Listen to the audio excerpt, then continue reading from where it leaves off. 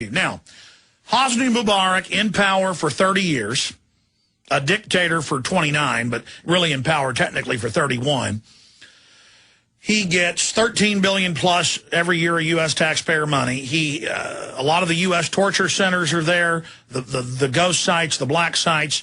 He's been the angel of Israel, the angel of the United States. He's done everything they want, brutally murdering people, torturing, pure death, just absolutely barbarous to the huge population of Egypt. Then you've got the Arab Brotherhood, going back to British intelligence, and then after they lost control of the Middle East during World War II under Hitler, and then under CIA control after that.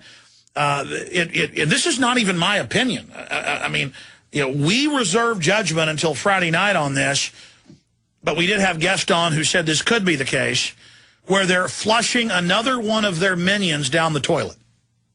Hosni Mubarak, to put on and to put into power Mohammed el-Baradei, who they admit is a United Nations George Soros minion, who's the former head of the IAEA at the UN, the Nuclear Weapons Regulatory Group.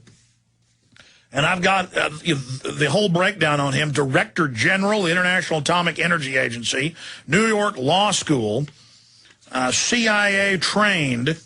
I mean, his whole background is public. And he shows back up the week before all this starts in Egypt and starts going around saying, I'm ready to be your leader.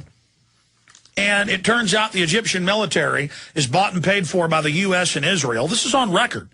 And is basically standing down, unless they try to burn some of the museums, are standing down while the people run around and loot.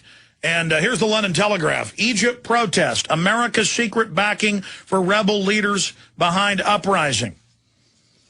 Continues. Egyptian opposition leader calls on Mubarak to leave today. And who is that? This is the new puppet, the UN puppet. Because there's one thing Mubarak hadn't done. He refuses to force sterilize people. And they've had UN population summits. He's been criticized. He refuses to sterilize and bring an abortion. Now, you better believe that el-Baradei will. So Mubarak loves to torture, kill, slaughter, total dictator. Our government's got its torture sites there, loves him, but he isn't good enough. He isn't good enough. He doesn't hate his people enough. And so Mohammed el-Baradei, the Pied Piper of Egyptian revolt, Paul Joseph Watson, that's from Friday, his report up there. And, of course, on Friday he also reported on the George Soros connection.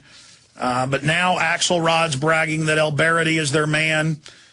We've got another report by the LRC blog, Egypt's Rose Revolution, similar to what happened in Georgia.